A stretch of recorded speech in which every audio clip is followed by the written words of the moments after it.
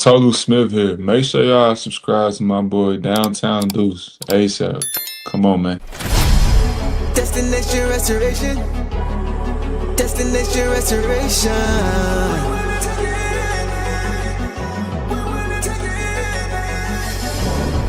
Destination restoration. Yeah, Detroit. Destination restoration. Yeah, it's our time. Can you feel the elevation? We on a mission on vacation. Time to create the separation. Championships and motivation. 313 need no explanation. Miss me with all that conversation.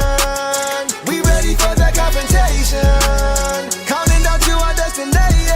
The final destination. Together all the time together. It's us against the world, it don't get no better. We turned it around, that was the beginning. Coming for the crown, you know we winning. Time to put in the work, I'm about to go berserk. Taking our prisoners, it's my time. Yeah, I know that it hurts. Tear back on the church, you don't wanna see me in my prime. The mission is to ring, we're caught in everything. In the city, supporting the dream. Vision who I never seen, we deserve to be king. It's all or nothing, no in between. The clock is ticking and I hope you're listening. Don't touch me cause I'm sizzling. Physicality is tipping and mentality is menacing. The dog pound body's crippling. Now the clock is ticking and I hope you're listening. Don't touch me cause I'm sizzling. Physicality is tipping and mentality is menacing. The dog pound body's crippling. Feel the elevation. We on a mission on vacation. Time to create the separation. Championships and motivation. 313 need no explanation. Miss me with all that conversation. We ready for that confrontation. Counting down to our destination. The final destination.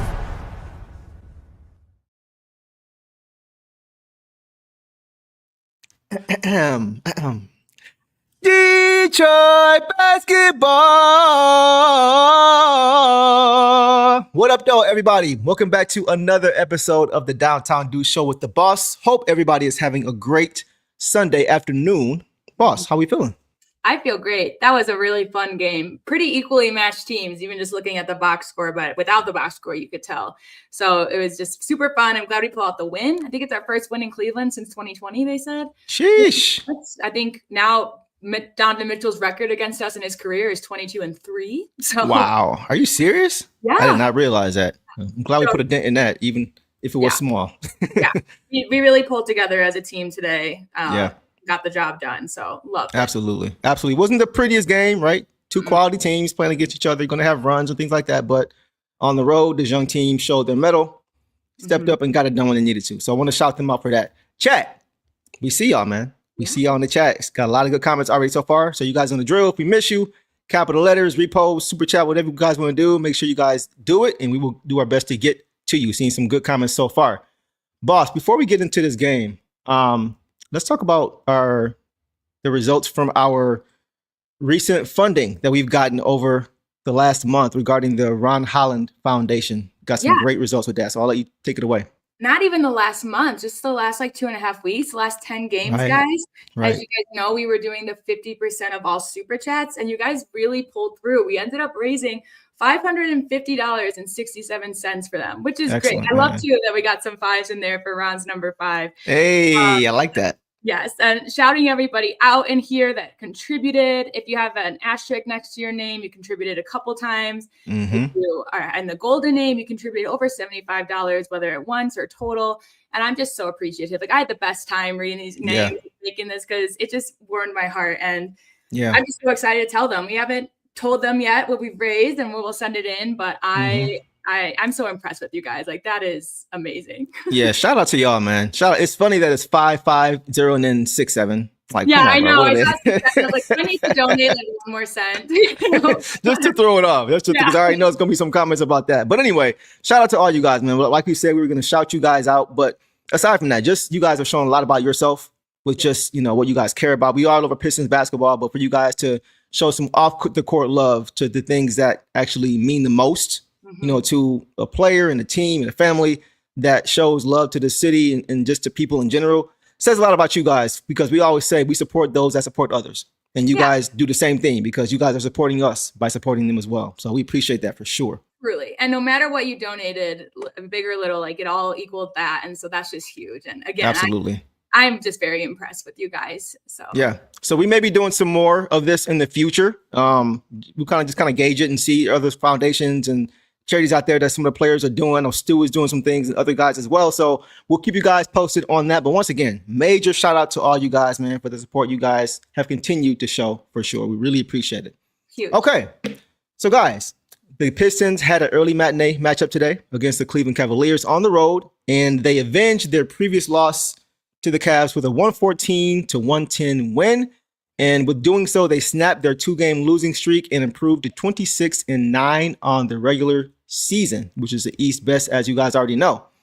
As far as the injury report, boss, we had a few injuries today.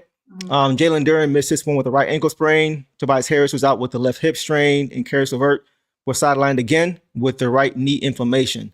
So the Pistons had to try to rely on their depth in this one, and did they ever? Yeah. Something that they've really grown accustomed to doing since really the beginning of the season, boss, right? Oh yeah. Yeah, I know when they had two bigs, I haven't realized that Allen was going to be out this game, but especially just the Cavs, not even just their bigs, just who they have. It's a little bit scary, but knowing what we've already gone through this season with their depth, I was just excited for these guys to get their minutes because all of them, contribute and all of them work hard. And maybe in the first we saw a little bit of miscommunications and stuff with still just, changing some lineups, not really having consistency, but they really just pulled it together. These guys. Absolutely.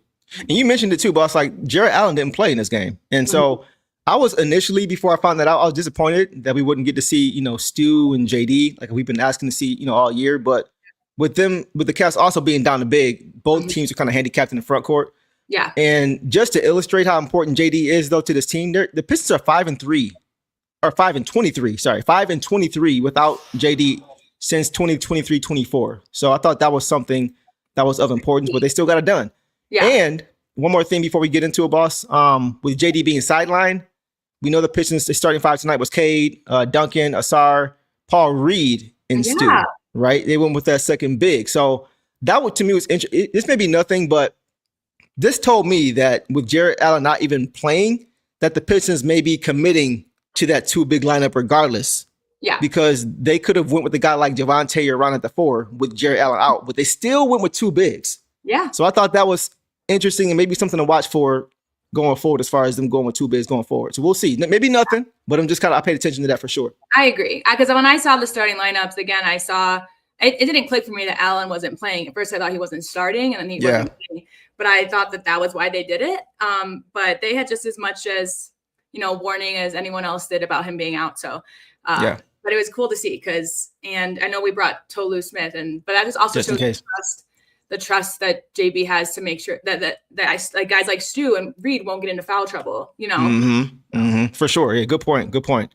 So guys, we are going to go ahead and dive into some initial thoughts. Real quick, JVH says, got to go big tomorrow for sure. Yep.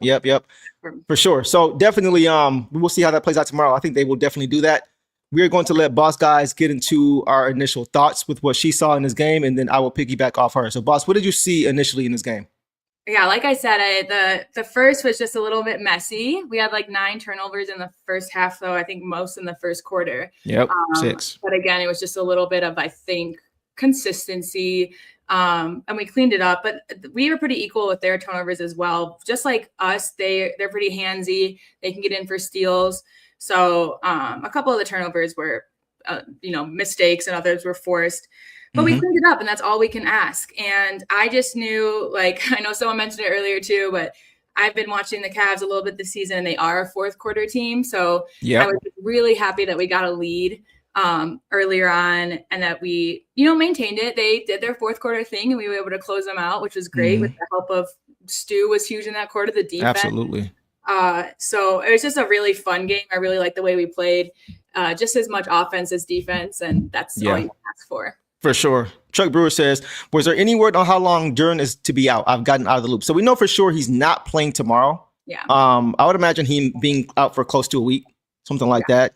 He's kind of still being reevaluated. They don't really have a word as far as to what his window is yet. So usually that means to me at least a week, and they'll kind of see and go from there. But they showed tonight that despite their record without him, since he's pretty much been, 2023, 24, they haven't played well without him. But tonight they showed that they can still get it done.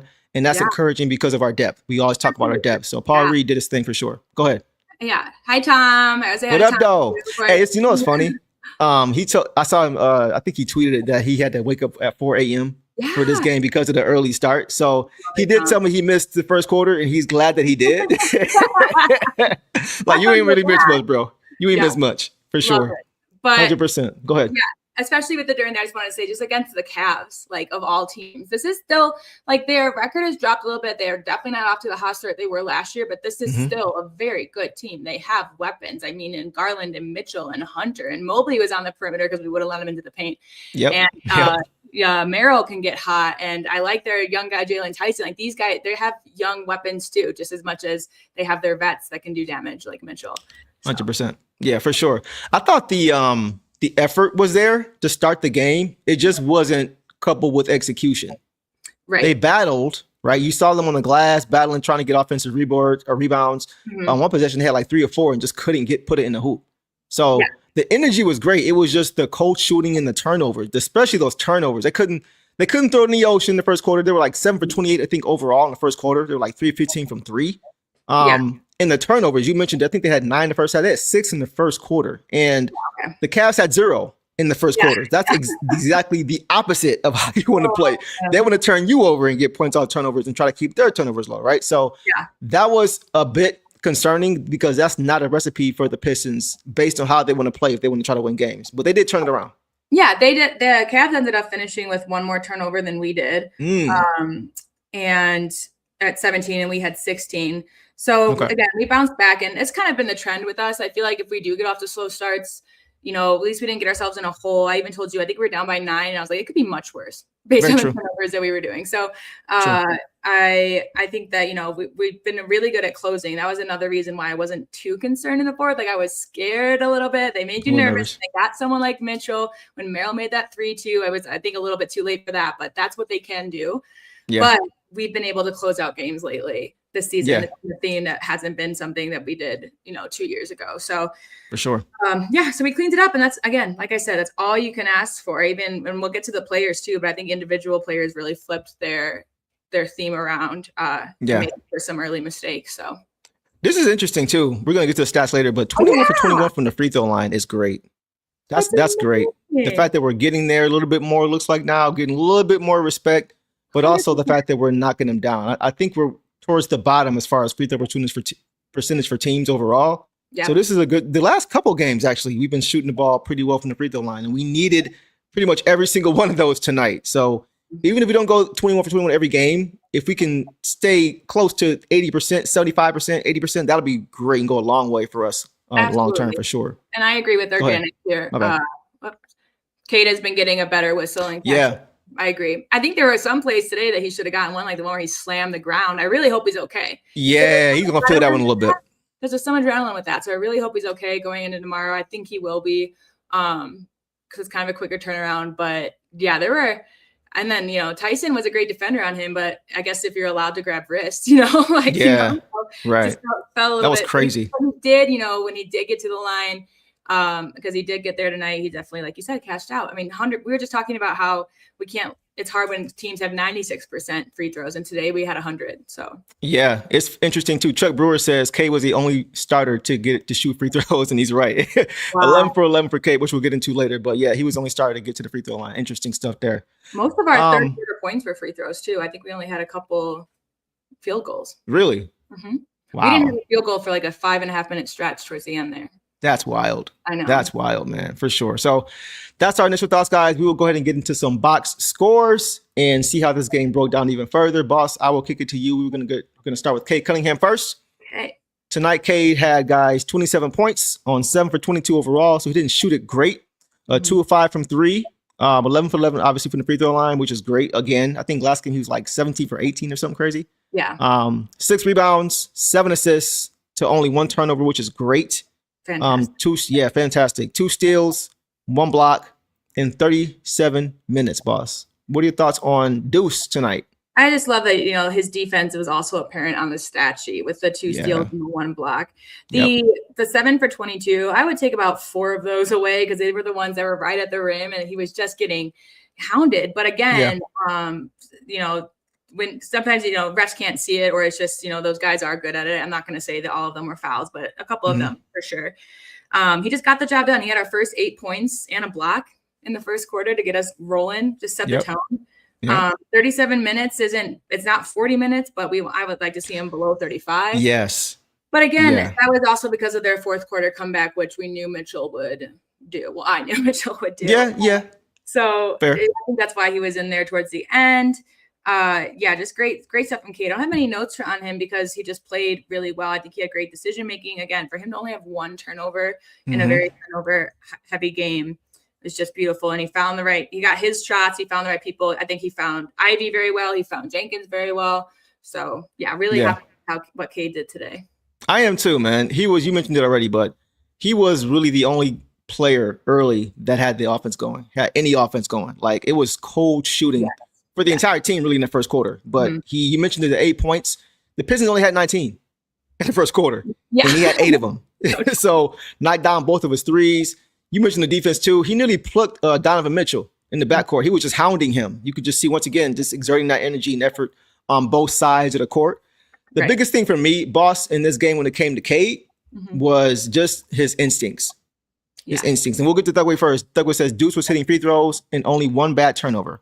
He was fierce on defense, saved a couple plays during the Yeah, he was great. The 2-way play was great. But for me, boss, it was just his instincts. Yeah. Because the Pistons, I think they had a double-digit lead going into halftime or close to it. And Donovan Mitchell, you saw the switch kind of get flipped on by him in the second half early. He tried to kind of take control of this game and get him back into the game. The Pistons had it was 10-point lead. It was cut to about 3 in about 2 minutes. He only had 7 points in the first half. And he only had 7 in the first half. You knew it was coming. So you knew that was coming. But the thing is, Cade knew it was coming too, because Cade responded like immediately. That's the instinct I was talking about. As a leader of this team, he upped his aggression as the guy to go mano a mano with the other guy. He saw that Donovan was trying to get him going, and he was like, "No, I'm gonna be there for my team too." And he stepped up and got more aggressive and put his imprint on the game. And he started playing much better, getting buckets even more. So Donovan Mitchell, guys, and Cade Cunningham are number 1 and 2 in the league in fourth quarter points overall. So I figured if this game got close, it could be fireworks down the stretch. But both guys stepped up for their respective teams. So I want to give Cade credit for just being there in the moment and being present for his team as the leader to kind of respond to what Donovan was doing for his team. Right. Yeah. That was important. And I think it's just, like I said, like you just said, just when it mattered most, he stepped up. But we knew that he would. And he just got the momentum back after, Mitchell tried to take some of it. Yeah. So again, just really, we have a tough time against Mitchell. Like I said, 22-3 in his career, even when he was with the Jazz, that's what he is against us. And they have Garland who had great finds as well. They're very reliable people, but Cade showed a lot of trust in his teammates as well. I think out there by getting them the ball or switching with them and relying on them to help make the play. So. Yeah, and like you think about, one thing that a lot of fans have kind of been worried about with Cade was his turnovers, right? But this season has been for a few games here and there, it's been a really different story. He's taking good care of the basketball. We mentioned the Pistons had a ton of turnovers early. Cade had 1 for the game. Yeah. So it wasn't Cade. Right. He wasn't the problem as far as turning the ball over, which I thought was important. So I just want to point that out too. He has been really taking care of the basketball much better this year as opposed to last year. So I want to give him credit for that. Yeah, just like it was a team effort on the positives, it was, again, a game where almost everybody recorded a turnover. The only one who didn't tonight was Ivy. He did handle the ball quite a bit, so proud of him there. But yeah, just another thing I don't necessarily, not that I want one guy to do turnovers, but let's just not get that high and spread it out, Yeah. How many do we have total, by the way? Let me see. We had 16 total. It's not terrible. It's not great, but it's okay. It's decent. It was on trend to be worse. Yes. With 5 or 6. Absolutely. So it was on trend to be worse, and we pulled it together. But again, this is also some of those turnovers later on, I think, were more forced because the Cleveland Cavaliers they're fast, they're handsy, so you're gonna get turnovers with them. Yeah, for sure. Patman says seeing Ivy smiling when he hit that 3 though was good to see. Yeah, the confidence is starting to slowly come back. He's getting there. He's getting there. It may not be as quickly as people want, but as long as these guys are peaking at the right time, which is, come spring, we'll be in good shape. So we'll leave it there, okay, guys, and we will move on now to Duncan and Robinson, boss. So tonight, Duncan had 12 points on 5 for 11 shooting, 2 of 6 from 3, 2 boards, 3 assists, 1 turnover, 2 steals in 30 minutes, boss. What did you see from Duncan tonight? I liked what I saw from Duncan. He had, in the first, one of his best plays was he had a great cut when Stu was in trouble. Like Stu had Mobley on him, and he made it easy for Stu to find him, which is just hard to do, and got it in. I feel like his paint presence is a little better than his 3-point shooting. I think me and you you touched on it at the end. We were wondering why he was in some crucial moments, because he's not, we rely on defense in those moments. But I think it's because he did a great job he only had 1 turnover as well. So he did a great job of taking care of the ball, spacing and moving the ball, and then just finishing. I think he made very good decisions tonight. So I think that's why he was in, even though I would have preferred a defender as well. But the 2 steals, he just all out effort again. So I really liked what I saw from Duncan tonight. Yeah, I think what you want to see from him is what you got. Yeah. Right. As far as just how he's going to play. I thought he was solid tonight. I didn't realize he almost shot 50% from the field. I didn't realize that. It felt like, I think a lot of that, though, like you said, was just from getting easy baskets, just from cutting to the hoop, just having the awareness of knowing to make yourself available when, when the ball gets picked up and the offense just gets kind of stuck. That was important, too. It was Tim Hardaway-esque to me. Like Malik Beasley, obviously came in clutch, but he was more just staying on the perimeter. And I just think that Duncan has been moving around a lot more, which is something we saw more from Tim to make the right decision to get the 2s when we needed them as well. But like you said, solid. And he didn't do anything to harm us. He helped us in a lot of ways. Yeah, that's one area he really has improved, man. He wasn't known for being much of a mover for a lot of his career. He was just known to be a guy who's a spot-up shooter. So he has continued to grow his game, and we needed that tonight as far as just the off-ball movement, just to kind of create that and give guys space and things like that to get easy buckets. So I thought that was important. Thought he was solid tonight. Yeah. So we'll leave it there, guys, on Duncan, and we will move now to Asar, backbone of the defense, Tasmanian Thompson, boss. Tonight, Asar had 8 points on 4 for 9 shooting, 0 of 1 from 3-point, no free throws, 8 boards, 2 assists, 3 turnovers, 1 steal, and 1 block, boss, in 22 minutes. What did you see from Asar tonight? Well, he was hitting the boards hard. He had 5 in the first quarter. I love that. His 3 turnovers came pretty back-to-back in the paint, which is something we discussed before. I don't know what it is, but when he gets into the paint, I don't know if it's just hesitation or not knowing what to do, but he tends to turn the ball over there. But after that, he didn't turn the ball over, and he became a much better presence. He had a great cut to the basket in the second. It just made me, again, we've talked about it, looked a little bit better off ball. Like when they can find him, I'm a little more confident in what he's doing. And then the fourth quarter was just huge for him. He had that great find to Stu in the paint. Like his assists were beautiful. Like I think that's the offense that we want to see, like that JB talks about in play creation, is assists like that. But yeah, great find to Stu in the paint, great find to Javonte Green in the corner who hit massive threes. And then obviously that huge big tip in to be there, and also just know to tip it in and not grab it and pull it down, just to try to get it in there. And he did. And it fired him up as well, which is exciting for me because I want his revenge game against staying in front of Brunson tomorrow, So I think it was just huge for his confidence. So he's definitely the player that started off a little bit for me, but then made up for it quickly.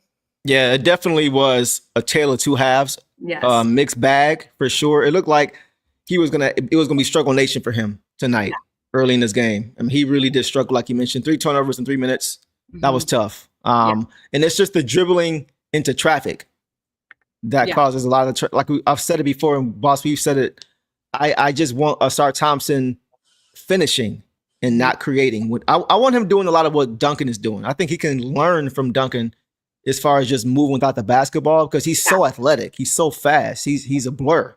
So I want to see him in the half court, continuous movement coming off curls, coming off screens, not even just to shoot, but just to create space and just to make the decision out of it, right? Just whether you get into the rim or finding guys like he did with Stu, like you mentioned, or just that kind of action, I think is best instead of him trying to use his ball handling, because it's not really tight enough to consistently have confidence in it, Yeah, and like we talked about it too, the board and push, because again, he was hitting the boards and JB wants him to push. I think for his sake, he just needs to get rid of it before he gets to the paint, and then he can move off ball and let, whoever's, Cade or Ivy or even Duncan, like just kind of, because Duncan was doing well finding people after he got the ball. He did. So that would just be my thing for Asar. Just don't pick up the ball in the paint. Figure it out. Get across half court. Yes. Yeah. That's cool. Yeah. Get the defense on their heels and then find your facilitator, find your playmaker, right? Yeah. Find your ball handler. That's the key. So I totally agree with you there. So he had a great he definitely rebounded well after having a tough shot and the tip in late. Like you mentioned, him being on the boards. 8 boards is great. That's what you love to see. So, he did do some great things. And somebody mentioned it too. He does do a lot defensively that doesn't show up on the stat sheet. And I want to give him credit for that. He makes a lot of heady plays. He covers up a lot of mistakes defensively, sometimes a lot of breakdowns that he's able to kind of get over and hedge and prevent the pass from getting there. Like he does a lot of things like that doesn't always show up. Yeah. It's just the things that really hurt our style of play, which is just turning the ball. Because when you turn it over, as good of a defender as you are, if you're turning the ball over offensively, now you're hurting our defense. Right. Especially against teams who like to run, because now you got to rely on your transition defense off of your turnover. So that goes into it as well. You can help the defense by protecting the basketball. So that's the biggest thing with him I'm worried about. But once again, mixed bag. It wasn't his worst game. He made some big plays late, and we needed him. So I'm going to give him credit for that for sure. Yeah, so definitely. Yeah, we'll leave it there, guys, on Asar. And we will go now to B-Ball Paul, who got the start tonight, guys. So Paul Reed tonight, guys, had 8 points on 4 for 9 overall, 0 of 1 from 3. 8 boards, 4 assists, 1 turnover, 1 steal in 30 minutes. The most he's played in a while now, boss. Yeah. What did you see from B-Ball Paul tonight? Just again being where he needs to be, like crashing the boards. And he had, his stat line is basically identical to Asar's, but he had 4 assists too. I think he just reads it all so well. Yeah. I was kind of bummed the 3 didn't go in. I think it was like an in and out because he was someone who we talked about it. Cade was getting doubled. They couldn't really, other guys open it up for him, but he started it by, hitting that nice 15-footer. No one, they weren't expecting him to pull up like that. He hit a couple of those. He was on the rim. Just, getting to the boards, getting to the loose ball. I think he had great defense on Evan Mobley. Like oh my goodness. He had his first foul to like the second quarter, I believe. And then he only ended with 1. That's crazy. 30 minutes is our big guy against, their guys who are like B-Ball Paul or Evan Mobley or DeAndre Hunter is another big guy. He's not really, that's all them going down low because Reed and Stu basically kept Mobley out of the paint. Yep. Mobley's points came from the 3. And that was big. And again, Stu had just as good as defense on him, but I was just really impressed by what I saw from B-Ball Paul because he also made all the good decisions. Yeah, 1 turnover, which, they just all seem to have today. 1 steal. Yeah. Yeah, I mean, just his effort, man. Yes. He's a spark plug off the bench. Great effort of finishing around the hoop. Keeping possessions alive, man. His offensive rebound, just crashing the glass, just being a force in the glass, man. And he made I thought he made really good decisions, boss, out of the short roll, off the catch and the pick and roll. Yeah. Just making the right pass, whether it was finding an open shooter or whether it was because they ran the zone a little bit tonight too. You noticed it, and he made some good decisions.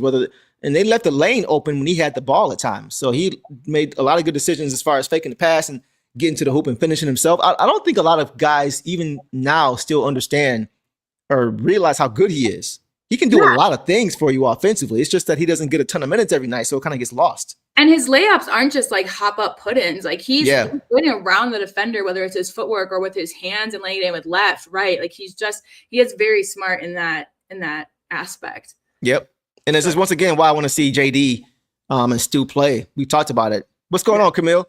Definitely want to see him probably get more minutes. And we'll see that, if we got those 2 and JD and Stu playing. So exactly. He needs more minutes. He deserves more minutes. He whenever he's called upon, whether it's, extended minutes off the bench or when somebody's hurt like JD and he's got to start. Every time it seems like he shows up and gives you what you need. So it's very good to have a guy you can rely on. Heisenberg says they left him alone at the top of the key. He was like, okay, don't mind if I do. Exactly. Yeah. I don't think they realize Heisenberg that he can shoot out there. It may not be textbook form. We talked about it, but hey, it goes in. It goes in. So he's going to make him respect it. You mentioned the zone. Once him and Danis were in together, started hitting, and Cade was in too, then they had to go back to man-to-man. Exactly. They couldn't just, do zone and double Cade anymore. And now, and I'm sure you'll talk about it more too as we get there, but now there were other shooters on the floor that they had to be more concerned about than just Great point. Shout out to the super chat from Camille. We appreciate you, brother. 100%, man. You always showing love. If you got any more comments, let us know. We'll get to you for sure, man. But yeah, good night from B-Ball Paul, man. It didn't show up as a ton of points, but once again, the impact was there. He was able to impact the game on both ends, even though he wasn't scoring in bunches like some guys did tonight. So we'll leave it there with him, man. Good game from him as well. Boss, let's go ahead and go to our last starter now. Isaiah Dog Pound Sr., Defensive Player of the Month, the Enforcer, whatever you want to call him, man. Defensive Player of the Year candidate, All NBA defense, whatever you want to call him. Isaiah Stewart, man. 8 points tonight, guys, on 4 for 7 shooting, all of 1 from 3, 3 boards, 2 assists, 4 turnovers, which is high for him. Yes. 2 steals, 3 blocks in 31 minutes. Take off, boss. I think there might be a stat adjustment because I have him down for 4 blocks, but really, man, ESPN be shorting these guys, man. I mean, well, no, the NBA has 3 blocks as well, but they have 3. Okay, like I watched him do 4 blocks. That's what Chris said. Chris said 4. So maybe there's some deflections or whatever. They didn't count as a block. Who knows? But like you said, the turnover is rare for him. But again, that mostly happened under the rim. When he would just go low, that's the only way they could stop him was hitting it out of his hands. So again, I don't necessarily blame him because he was being super aggressive. Just great defense on Mobley, huge offensive rebounds and putbacks. So they had 10 offensive rebounds in like the first half too, which is I think by like 9 minutes in the second, because I remember Kelser bringing that up. Like that's a whole game's worth, that block on, I said block and I don't know who he blocked, but block on Mitchell, perimeter shot, that one in the third. And then again, great defense on Mobley, forcing the turnover and keeping him out of the paint. And then the block on Mobley, which was great to see. That's a tall guy. And then tall and like lanky, and then the huge block on Mitchell that led to the game on the line. It led to the tip in by Asar. Like, big plays, and he never slowed down. And again, just like I saw last game, like he was high-fiving guys. He was like, Ron made a foul, and he was just pumping him up like, you're good. I felt like he was very vocal out there tonight. Didn't get into any trouble necessarily with anyone. So I just loved what I saw from Stu. Again, was the last game the 5 block game? I think so. And this is the 4 block game. I'm going to give him 4 like other people have because we all saw it with our eyes. Yeah. And he's averaging 2.2. Like he could be averaging 3 this month. It's insane. He's second, I think, in the league this month in blocks. Yeah. Or last month. Behind. Oh wait, no, that's behind Huff. But he was also second. He's second in the league in total blocks behind Wemby. Yep. Wemby. Crazy. Crazy. Like talk about a different types of prototypes as far as bodies. Body wise. That's insane. It ain't like he's tall and lanky and. Nah, man, he's 6'8", doesn't have the a crazy bounce. He's just a smart defender. He just knows how to play defense. See, Mike, he was just incredible. Yeah, absolutely. So I'll start with this, boss. I'm gonna give him some credit here and go and just show you guys this. Guys, Isaiah Stewart right now is 10th all time in Pistons blocks. He's the youngest player to get to 400.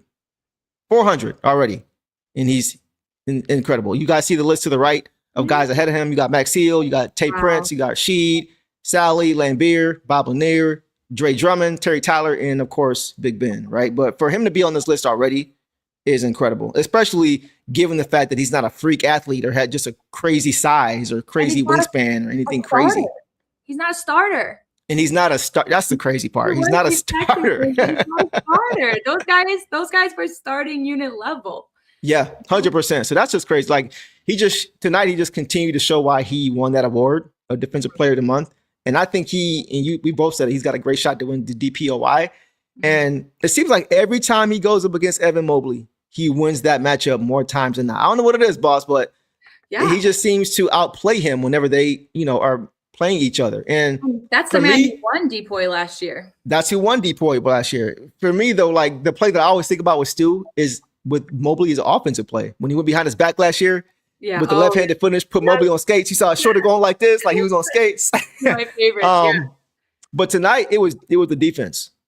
He had Evan Mobley in jail. Every time Mobley would try to drive to the basket from the top, or Stu would just cut off the driving lane. His ability to move his feet at his size, because he's a big guy, he's a wide guy, but he still has great feet. Right. He's got great feet. So he kept cutting off the driving lanes. He was doing everything. He was pushing Mobley off his spot, making him pick up his dribble. He wasn't biting on pump fakes. Nope. He just did everything. He shut him down. I think he guards him better than anybody I've seen in the league this year, or just period. Yeah. I mean, like you said, his footwork is just something that was just noticeable too, and how quick he is. Some of the putbacks, he's just fast.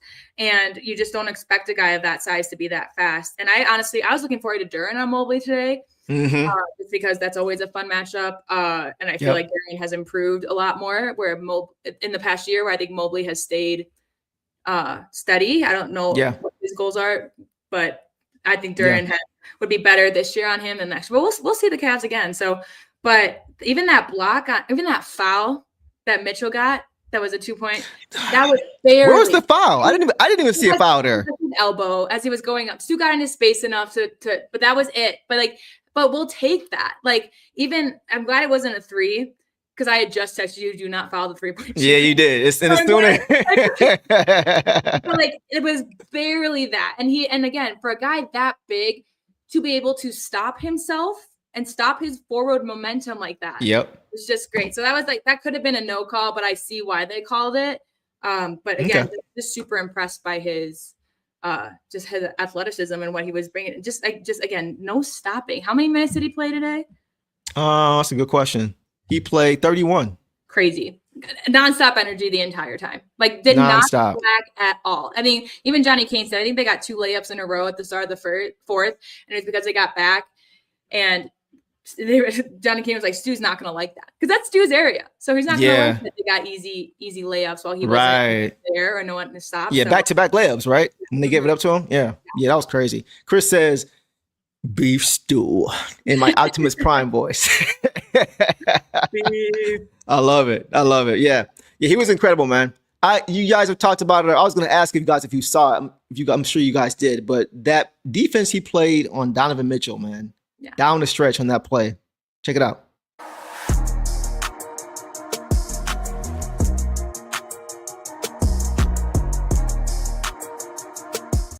That was the tail end of it, because he had him isolated. Like, he had Stu on the island, and he was trying to use it in and out dribble. Like, Stu was not biting on anything. He was just moving his feet, staying there, to the point where Donovan Mitchell found himself in the post. Yeah. He couldn't do anything. And that's how he ended up at the tail end of that play, trying to post and trying to make something happen. And Stu said, nope. And that's like great defense without fouling. I genuinely think, Mitchell is, you can miss free throws at any time, but towards the end of the game, Mitchell was tired because you forced him to move. You forced him off his spots. He had to find other spots. He had to run off ball. Like, he had to do things that I think, we stayed consistent. We never let him go. Like, we never let off of him. Heisenberg says that was a play of the game because Mitchell was cooking us up to that point. I agree. He shut his water off. 100%, man. And then I agree too, because I, in my mind, kind of clicked for me, like, okay, so they know now that they can stop him, Right. So now they're Yeah, in the words of Rocky IV, you see, you heard him. He's not a machine. All right, guys, let's go to the bench and check out how some of these reserves did in this game tonight. Let's start with Jaden Ivey, boss. Okay. Tonight, Jaden had, guys, 7 points on 3 for 9 shooting overall, 1 for 6 from 3. Couldn't get that 3-ball rolling. 2 boards and 2 blocks in 19 minutes, boss. Take off on J.I.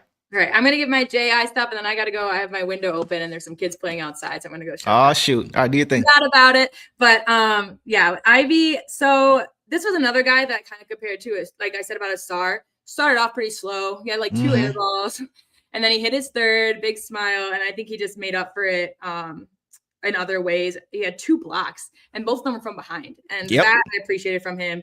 That effort was there. And we've talked about this. Like, if the shots aren't falling, as long as your effort is there, it's beautiful. And the one block that he had, it led to the loose ball turnover that Ron Holland dove for, up in an Ivy basket. So just like that, he got to reap the rewards of that was huge. 1 for 6 from 3-point, not his best shooting night, but they kept giving it to him because they trusted him. None of those were really he found himself. They were just passes, and it just couldn't go in for a couple guys tonight. Some of their shots were just a little off, but like I said, made up for it in other ways, crucial plays to help. I mean, we saw how close they got. So these defensive plays were big in the long run, big in the moment, big in the long run. So for me, especially because Ivy had 2 great games, now he's had 2 kind of off offensive games, but the defense there totally made up for it. And I actually like really like JB's lineups tonight and who he had out there in the minutes that he had. So I don't mind his stat line in the 19 minutes with the defense as well. Yeah. I thought he was going to play a little bit more because of how much he played early, but I was okay with it. Like you mentioned, he couldn't make a shot early. Like I think his first shot was an air mill, and he doesn't do that often at all, right? So he couldn't get it going offensively. But like you mentioned, he didn't drop his head. Same with Asar. Like even though Asar had his turnovers early, he didn't drop his head. Same thing with J.I. He didn't drop his head just because his offense wasn't there. He still had the defense he gave the defense. You mentioned the block shots and just not allowing dribble penetration. Like he is built similar to a guy like Donovan Mitchell. Right. Really big, really strong, really fast, 6'4". So he has the ability to stay in front of a guy like him. I thought he did a pretty good job of just making him take tough shots. And when you can do that, you can get out in transition, and you can also prevent having to rotate because help has to come over, just being able to stay in front. And so he wasn't great tonight, but I thought he did enough for sure on the defensive side because he couldn't get his shot really rolling offensively. Yeah, and again, the block on one of his blocks was on Mitchell. Then like we just talked about, Mitchell was exhausted because he couldn't really get away. Someone mentioned it earlier. They thought that Mitchell would go for Duncan, but the way we were switching tonight was really nice. It was. They just couldn't get away. Like you don't want Stu on you. You don't want Cade on you. You don't want Ivy on you. Like they just all made him work. And that's what we asked for. That's what we asked for. Yep. We'll be right back if you want. Go close your window. All right, guys. Let's see what you guys thought about J.I. tonight. Let's see. You guys say defense counts. That late 3. Yeah, the late 3 was good. Like that's his spot. Like you can see he's getting more confidence as far as just taking more shots. It seemed like for a while as he was coming back that he was just afraid of stepping on toes, and he was moving the ball at times when he shouldn't even have been moving the ball. Certain times I've seen in previous games in the half court where he catch the ball, single defender on him, and he move it to Asar, right? We talked about how I wouldn't have a guy like Jaden making plays and trying to get downhill with his ball handling as opposed to a guy like Asar. But earlier he was just very passive and hesitant. But tonight, even when the shot wasn't falling in the first half, he was still shooting it. He was still getting shots up, and a few of those rimmed out. So I like that he's just becoming more aggressive, and he's not scared to kind of step on toes a little bit because we're going to need him to be aggressive if we're going to get to the place we're trying to get to. So I like that I saw that from him as well, and that we can guarantee that he's not going to shoot 1 for 6 for the rest of the year from 3 because he's shooting 39% overall on the season. So and 6 is a lot, like 6 threes. That's his most, I think, attempted this. Like he hasn't been getting up shots a lot either. So 3 from 9, because the last games, he was like 2 for 5 or 1 from 4. Like 3 from 9 isn't awful, but it does show me that he is, they're giving confidence in him to shoot the ball, and he's going to he's going to take it. You'd rather that than, like we talked about, some of the indecision. Like he just went for it. He made up his mind. He did it, and it just didn't work today. But I'd rather that than the hesitation or the giving the ball up and maybe a turnover. Exactly. Again, he had been 20 minutes as a guy that, did bring the ball up a few times that have no turnovers. He took care of the ball really well. And he was part of that lineup, boss, in the second quarter that helped them build that 10-point lead, turn that 9-point deficit into a 10-point lead. It was he, along with Cade, Danis, Javante, and Stu. That was the 5 they rolled with. Yes, that's a small lineup, but they got guys who are strong, who are physical, who are fast, and who can stay in front. Yeah, and I thought that was the key. That was the key to it. And we talked about it too with like when we talked about whether Danis or Sass or Ivy and Sass or Cade. Like, and we had Stu in there as a big guy, but he's not big like Mobley. He's not tall. And then Javante. So again, it's when we have good defenders. And I think a big part of it too was that we were keeping them out of the paint. Yep. A lot of the shots came on the perimeter or the mid-range. So all of those guys I would trust as a mid-range defender. Yeah, for sure. It's good to have options. Yes. It's good to have options, man, for sure. Yeah. All right, guys, we'll leave it there, and we will move on now to, let's go to Ron Holland, boss. Okay. Ron Holland tonight, boss, had 8 points on 2 of 7 overall, 106 from 3, so he also couldn't get it going from three-point land. 350 from the free throw line, and 10 rebounds. That's the biggest thing for me. 10 rebounds, guys, tonight from Ron Holland is huge. 2 turnovers, 2 steals, and a block in 18 minutes. What'd you see from Lil Ron tonight? Yeah, he hit his first 3, and I think that's why he just kept trying. And I don't mad think at it. JB would have a problem with it. A few of them were pretty close too. Just the boards. I'm really shocked that, again, the team effort. We got a lot of 8s. No one got a double-double because everyone contributed, and I just love that. He had great defense on Mitchell, and that was right before he hit his 3. He had just checked in the second and just immediately. Yeah. And then, just the hustle, the diving for loose balls, the rebounds, and that block on Tomlin. I am so glad that they opened that because he did get ball first. Just aggressive, unafraid, energetic, just always, always plays the Ron Holland way. And today he couldn't get it going necessarily in terms of points, but he did hit his free throws, which I appreciate from him, right? Did he have free throws today? Yeah. Yep, 3-3. So just the field goals a little bit, but again, 2 steals, the block, really, really good defense staying in front of guys when they have some quick guys on their team too, but our guys are just as quick, if not quicker. So Ron just never gives up, and he's just been showing out. And I just love seeing him out there because he's just going to bring the energy. One of those free throws was off of the and one that he had. Yep. Which was really pretty and nice. Yeah. Nothing bad to say about Ron. Just great defense again, and those boards. Yeah, man, incredible. He's a smaller guy out there. Like he's not short or anything, but just like a little smaller, little lankier, not as muscular as you know. He's not as thick as those guys. Yeah, DeAndre Hunter, and you'll see a difference. Right. He was able to get. I'm gonna see. He had the most boards between both teams. Yeah. Most of the game. So that was great to see from Electron, as Mousher coined the phrase. I like that, Electron, for sure. Yeah, he's a spark plug. He's a spark plug, man. He plays to his identity every game. Like, you know what you're going to get from Ron every game, whether it shows up in the box score or not. You know the effort's going to be there, the gritty mentality. He was diving on the floor for loose balls. Yeah, like he's just a playmaker. He was great on the offensive glass too, boss. We see the rebounds, but the offensive work he did along with guys like Paul Reed was big. He also played good defense on Darius Garland. Yeah. We talked about it before. The way Ron's 6'7", 6'8", but he has the foot speed to be able to guard smaller guards like Darius Garland, like Peyton Pritchard, like Tyrese Maxey. Like, he's quick of foot to be able to stay in front laterally. And when you're as tall as he is, it makes it hard on guards who are shorter to get their shot up, to be able to make the right pass, and for it to get through. So I just like his ability defensively to be able to guard not bigger guys, because he's versatile defensively, but he can also guard on the perimeter on an island, and you're comfortable. And I think that's important for him as well. And I mean, for us to, call out his perimeter defense and his rebounds means that he's everywhere.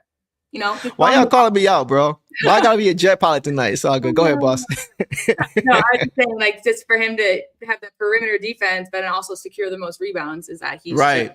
Good point. Where he needs to be. He's an energizer guy. Like, he never looks slow or anything. So yeah, just loved what I saw. I'm excited to see him tomorrow. He gets me excited for more. Yeah, man. Like, did you see that elbow by DeAndre Hunter? He was frustrated. It was a tech. Well, they gave it to. So that one just reminds me of the one that who was trying to. Oh, was it Asar? Someone was trying to swing through and like just could not get out. And they get the swing call through, but because they hit it was Asar and Sam Merrill, and they called it. They called it an offensive foul, but that was the exact same thing that Hunter was doing to Ron. Right. So Ron called for the foul. Yeah, Hunter should have been called for the tech. I think they should have reviewed it to see if he was even more than that with the flagrant. But I just didn't like that there was no consistency in that, because Asar was just trying to do the swing through that every smart offensive guy does, and Merrill was all over it, didn't get called for a foul, and then by the time his arms were up. So I just didn't like that inconsistency. I didn't see the foul on DeAndre Hunter. That was the thing. I didn't even see the foul. I didn't even see a foul there. I saw his reaction because it seemed like he was frustrated. It was the same thing, trying to get the arms up, and Ron's arms were right there, just like Asar was trying to get him up, and Merrill was right there. Okay, he drew contact? Because I didn't see any contact. Okay, maybe I missed that. That's what I saw, is him drawing contact on arms instead of ball, and then DeAndre I got you above it. So okay. Great Tate Debate says, I expect Ron Holland to be locked in tomorrow as one of the defenders who goes at Brunson along with Asar. I like it. Remember BTA for the Bakers. Yeah. I definitely think Ron's gonna get some time. I think a lot of guys are gonna get some time on Brunson tomorrow. I could see little Cade here and there. I could see some Jaden. I could see some Asar, of course, some Ron, maybe even some Javante a little bit too. Go ahead, boss. I think Jenkins will as well, especially. Oh, of course, yeah, of course, Tank, yeah. We'll get to him for sure. He'll just get it in the way because him tonight too. And as you said, he was just impressing me with his speed. Some of these guys, I gave props to the Cavs too. Like some of them, despite being our guys staying in front, were able to get shots off, but they were just moving at a really fast pace on both ends, which was just fun basketball. I agree. Masha says, I feel like Holland is better suited to cover Brunson than Asar. He's going to get some shots. He's going to get some opportunities tomorrow. He's been really good on a lot of different guys this year. He was guarding Luka well, right? Who's one of the toughest one-on-one players to guard without fouling a lot of times. So I definitely think he'll get his shot along with a bunch of other guys guarding Jalen Brunson for sure.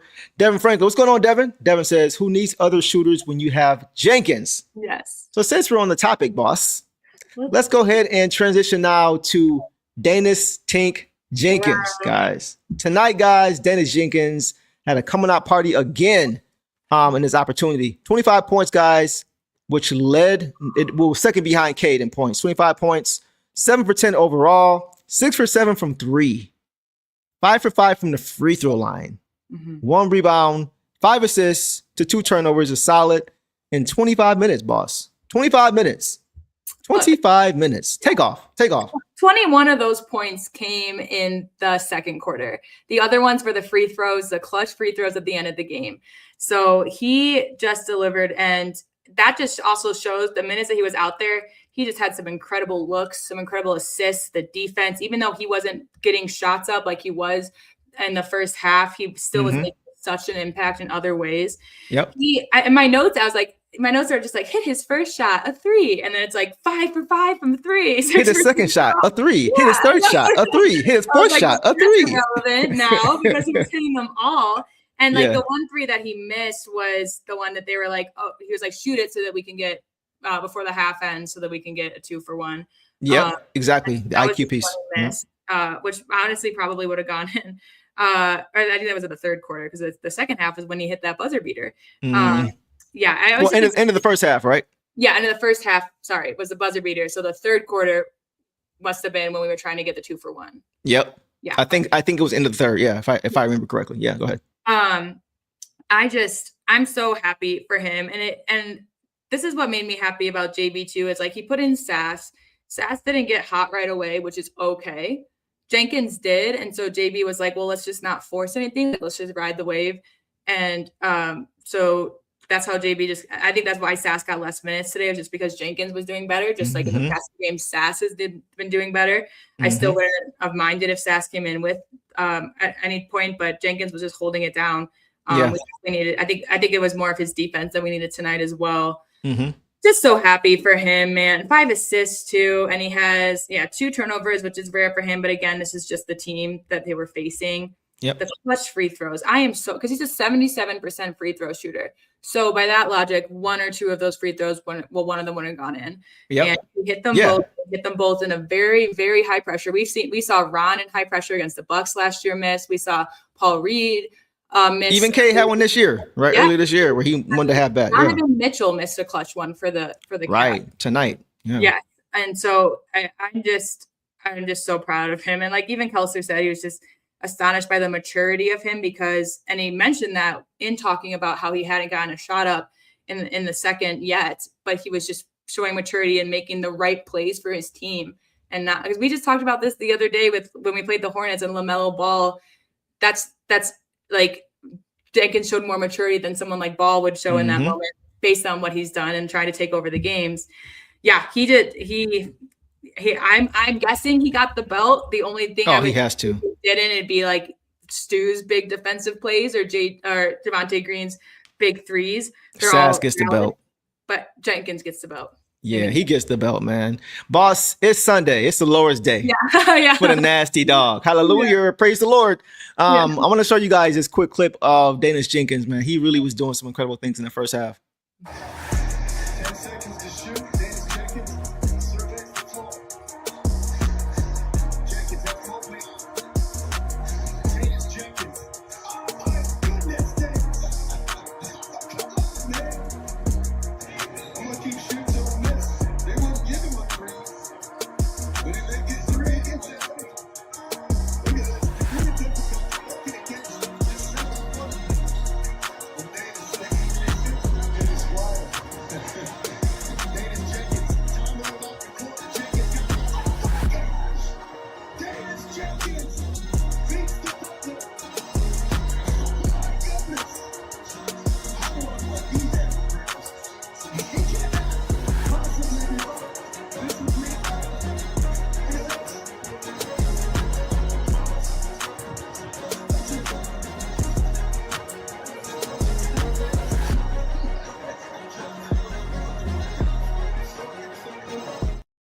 favorite part of all that was how he made that shot on Mobley and looked like, man, this dude can't guard me.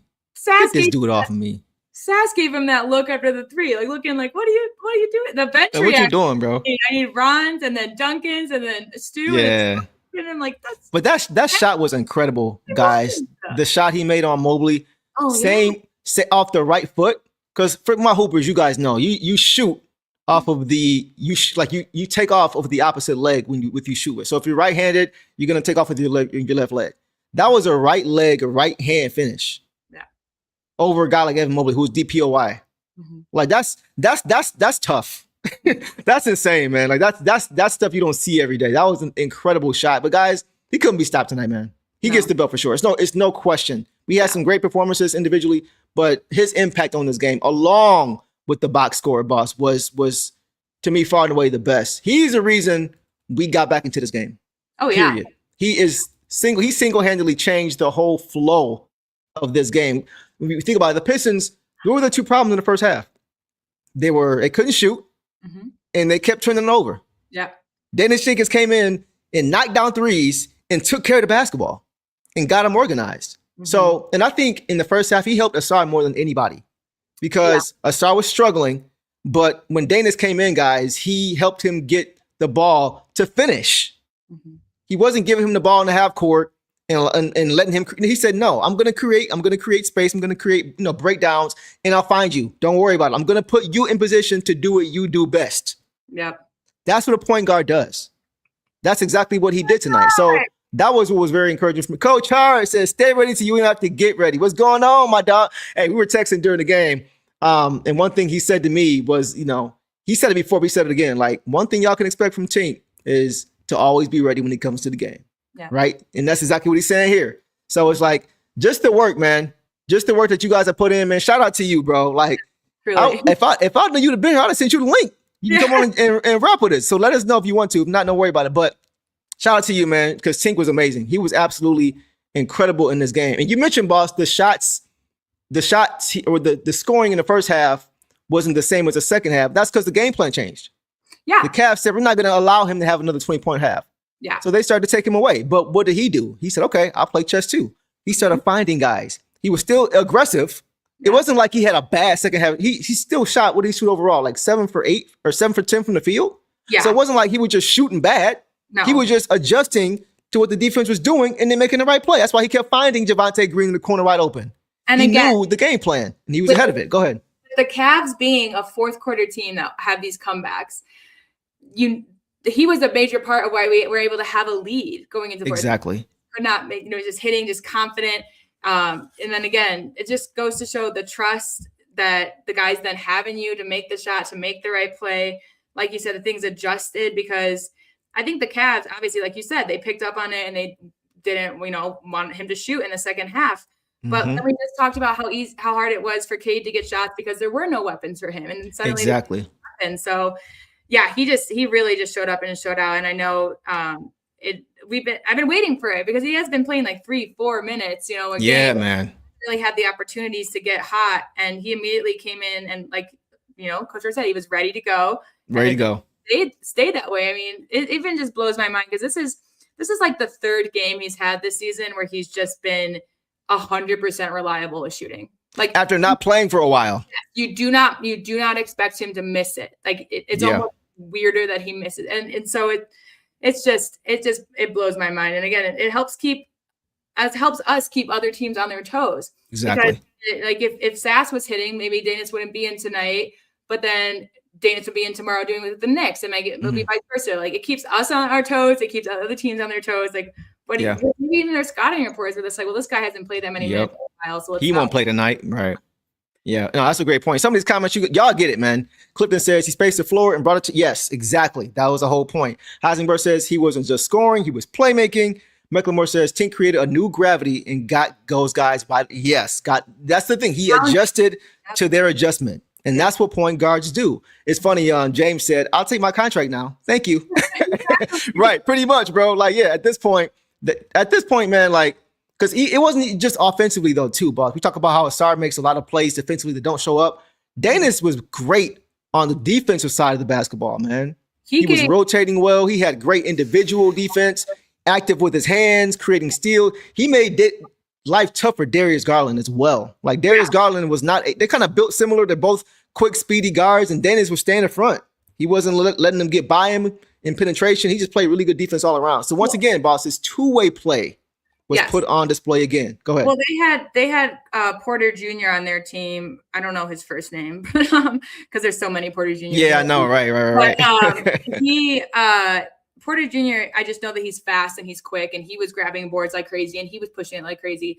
And it was a perfect task for Jenkins to guard him, because Jenkins is just as quick and is just as nifty and stuff. So that's why he got 6 boards, but only 2 points. And because Jenkins was there to stop it. You didn't see anyone get by him. And I was just super impressed with, again, 2 turnovers, but the amount of times that he did dribble into the paint or dribble out. And we talked, like, the ball handling was just so good. And again, that's what helped clean up the turnovers, because he just, he could keep it for the whole possession and give it up at the last end, and no one would touch it, or he'd give it up right away, or the offense through him. Yeah, he was just everywhere, and it was a really nice game. And I'm just happy for him, because you obviously know how much it means to him, and he just wants to be out there and ball.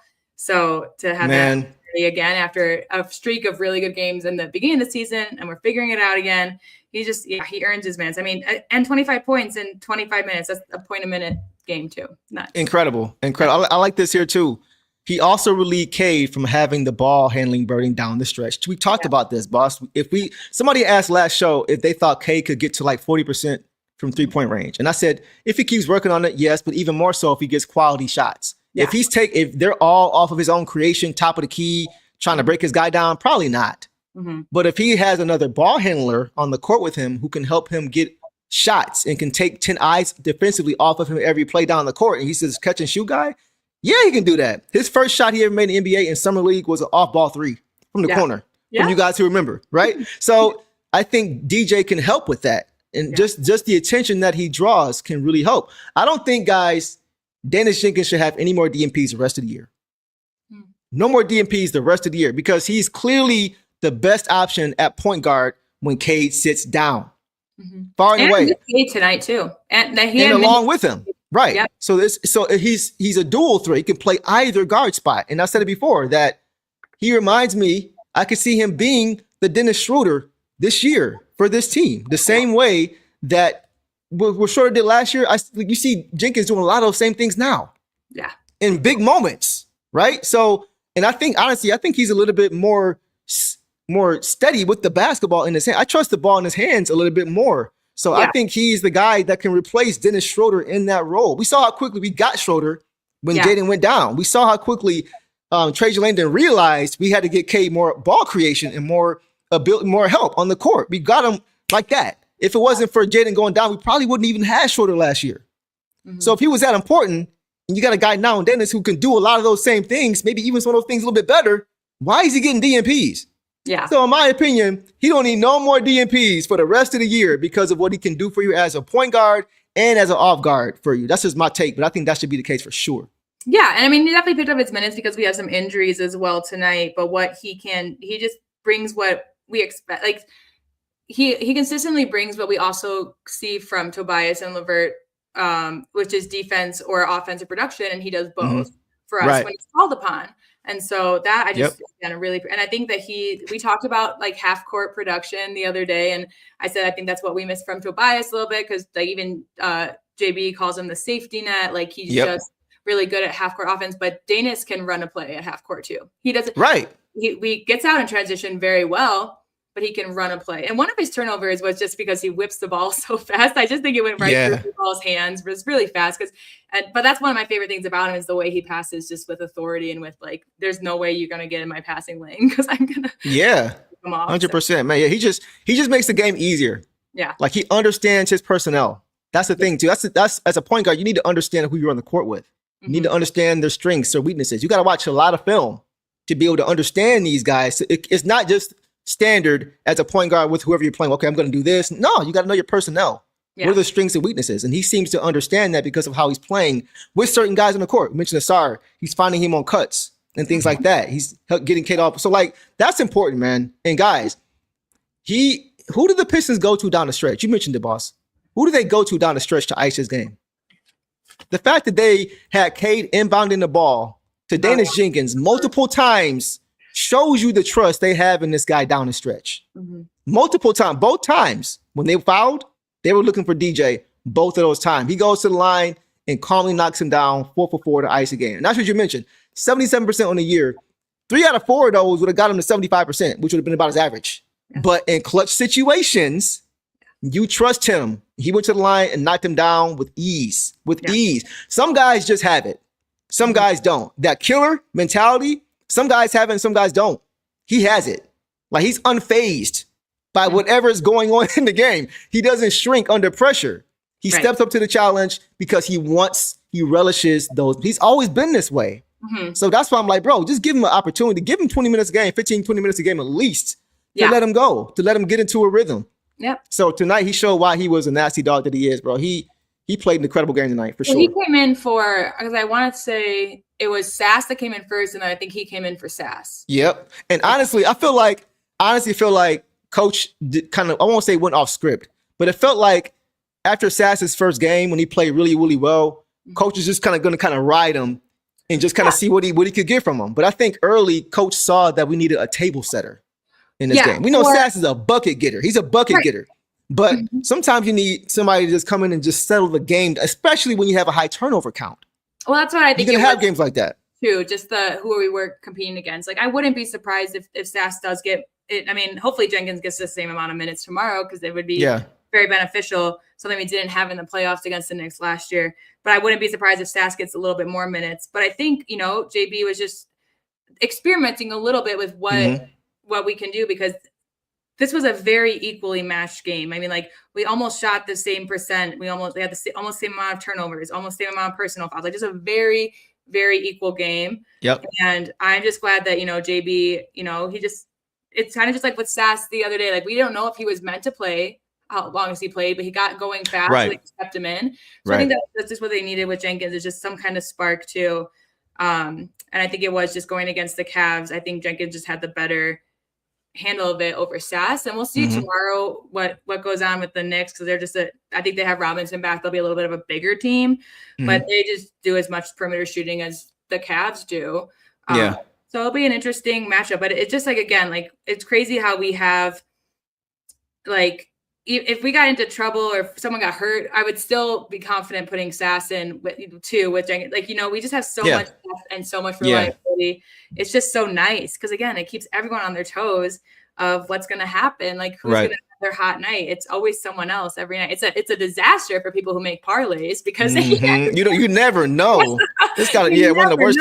That's a good point. Going to have their night. Right. So we could go on and on about him, but I'm really glad there was another Danish Jenkins flurry tonight, because he that it can happen. We just haven't seen it consistent enough, because he hasn't gotten more than 4 or 5 minutes. And even then it's like 10, 12. And it's like, he doesn't get down. Like, he's had stretches of games where he's played well. Yeah. And then you're like, okay, he's going to be a fixture. And he doesn't play for 3 or 4 games. And it's like, he doesn't get down. Right. He doesn't say, no, whatever, man. He stays ready as if he's a fixture in the game. I got to give him credit. Great audible from JB for sure. And this is important too. McLemore says, using Tink allows Cade to focus on being that defensive stopper at times during the game. Right. Because then he doesn't have the ball in his hands every single play. His usage isn't as high. He's not exerting as much energy mentally and physically with the ball always in his hands.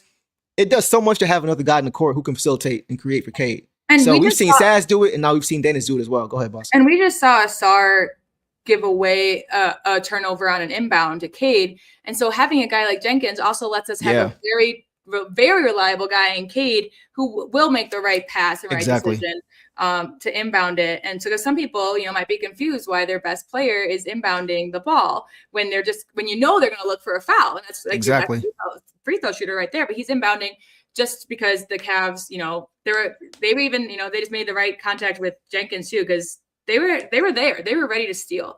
So just, again, to have someone that reliable. He's reliable, man. It's like, it comes down to every position. I've seen Ron make terrible inbound passes. We just saw Sar do it that changed the momentum. And so now we didn't have to worry about who it was, because it was Cade Cunningham. Yeah. Yeah. I love it, man. I love what we saw from him tonight. And just the domino effect of having that other playmaker on the court. Like I said, we saw with Sass in a different way with Cade out there, getting him off ball and things like that. But just having that secondary point guard who can also play off guard and strap up defensively the way that Danis did tonight, man, was gonna be nice great. We don't know what it's gonna be. We never know what it's gonna be like ref wise.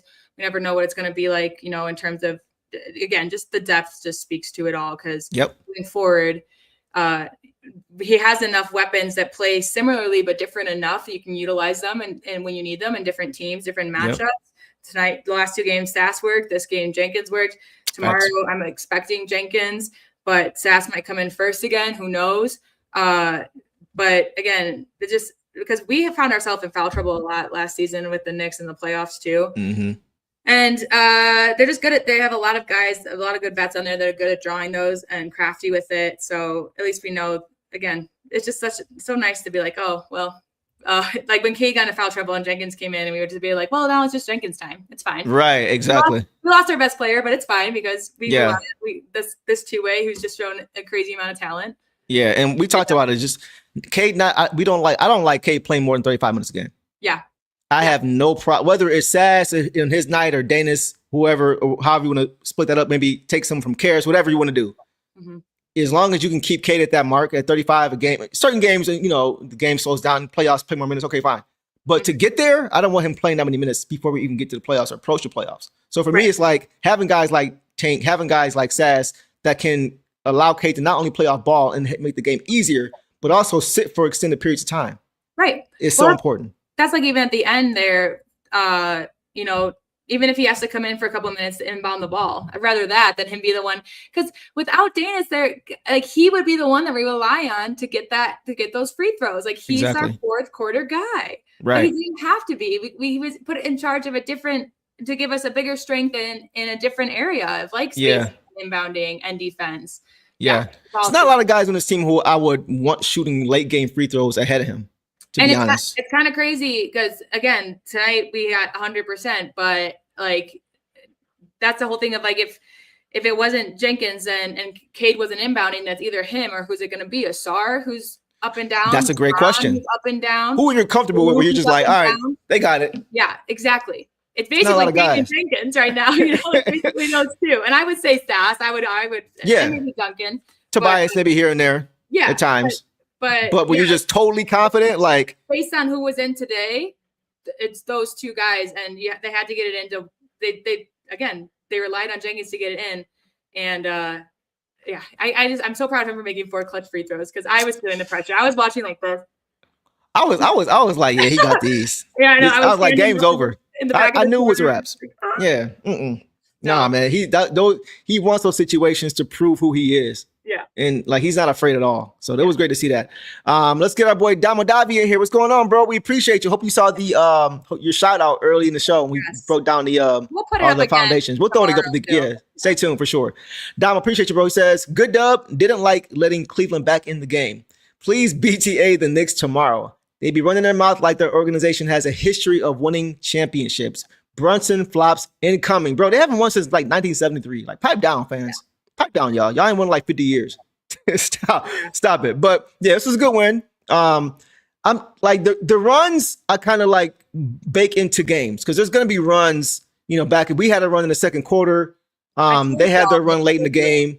They're a good team. So it's like I'm not surprised that they made a run. You know, I would have liked to not have seen it the way it happened, but it was a little bit like, but you know, Donovan Mitchell, man, he's tops in the league and scoring in the fourth quarter with Cade right behind him. So I had a feeling that was going to come. As far as in this game, I think we're going to win that game tomorrow. I do. I think the Pistons, even though it's a back-to-back, we got to travel back home. I think they'll kind of summon the energy.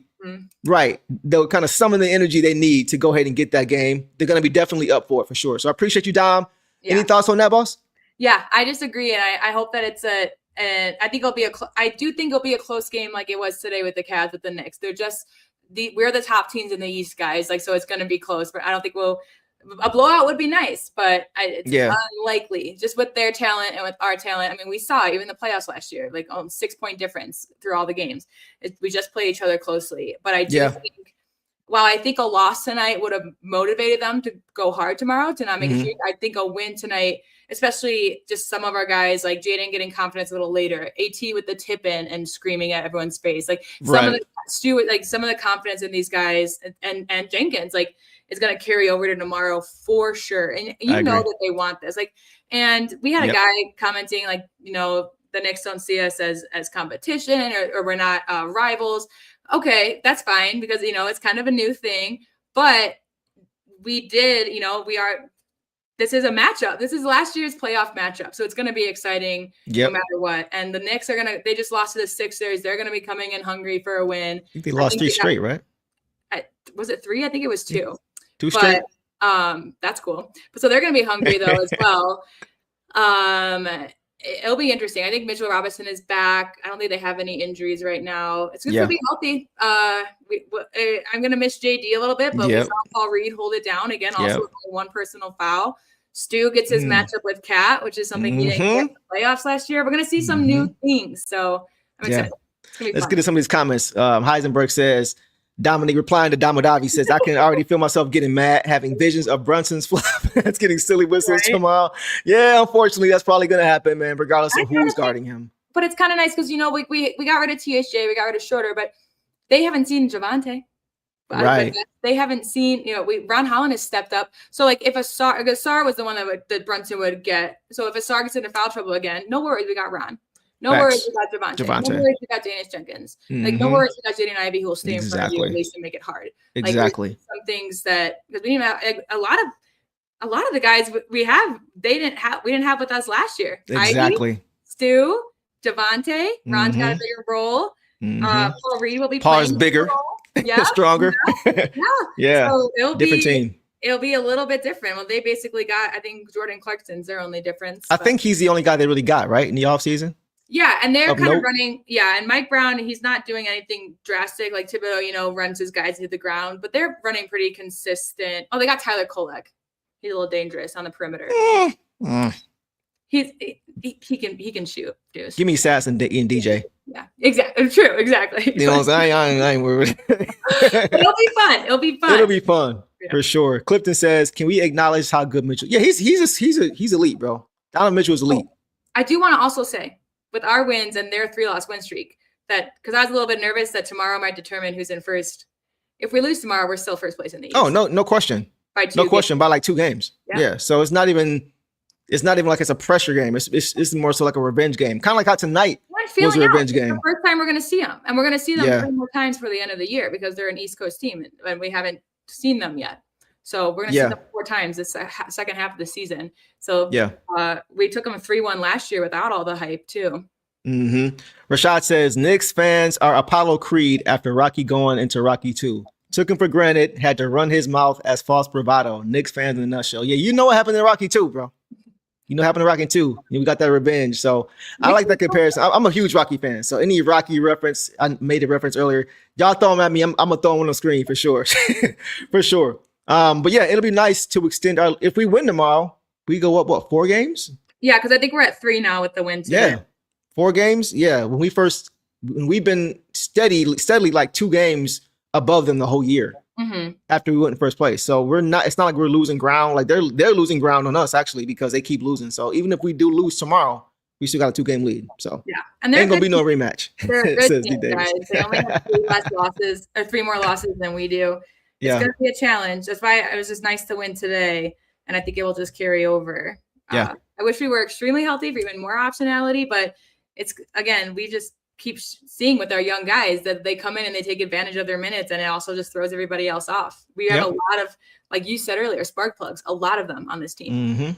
100%. It's hard to scout that a lot when you got that many guys who can come in and do anything on any given night. So yeah. All right, boss. Let's move on to Javante Savage. Woo! Green. Can you woo? Tonight, guys, Javante Green finished with 11 points on 3 for 9 shooting overall. 3-6 from 3, had the 3-ball rolling. 2-2 from the free throw line, 4 rebounds, 1 assist, 1 turnover, and 1 steal in 24 minutes, boss. Yeah. The defense was really the theme again today. He hit those big threes when we needed them. So a huge momentum push. He hit the big 3 and then drew the offensive foul by getting the passing lanes because he was already in that passing lane. He was what happened is they had to what's the word? They basically readjust because we threw him off because Javante was in the passing lane. He couldn't throw it. So he's like, okay, come set a screen for me. But the screener got there too soon, and Javante got, turned the ball back over right after he hit a three. So just massive plays just from his presence. Great defense, obviously, clutch free throws, the big threes, and then the steal in the fourth, just being extra handsy. Just all the things, again, like, you see him play 24 minutes, you might look at the stat line and be like, oh, that's it. But like it's obviously just because he is just such a good defender out there. He also only had one personal foul. And I remember that foul was a little early on. It was also a little bit like, I think that's either a ticky-tacky one or the one where he stopped someone for going up for a dunk. Like, it was a good foul. Yeah, I remember that one. Yeah. Smart foul. I think that was him. So, I love Javante Green, man. I'm with Heisenberg. I love this dude, man. Our consistent player. That's what Kelser said last game. Or he said, I love B-ball Paul, but I love Javante Green. And I'm waiting on Chris Morris to come through and say, Mr. What you need, coach? Yeah. There he is. You got him. He got it right at the same time. Here we go. Here we go. Yes, sir. Hey, I'm on you, bro. I'm on you. We pay attention over here. You know what I'm saying? I got you. Yeah, boss. Like, what I saw from him was a lot of what we always see. Like him and Ron Holland, I feel like it's the same post-game like reaction. It's like this the same thing. They play through who they are. That's why I call them the grit bulls, right? Lindsey Hunter and Mike James are the pit bulls, and Ron Holland and Javante Green are the grit bulls for sure. You mentioned a lot of stuff I was gonna hit on, boss, but great defense on the perimeter, drawing offensive fouls, and he was Mr. 3-and-D tonight. Mr. What you need tonight was just being heady and making plays on the defensive end and knocking down shots when they were there.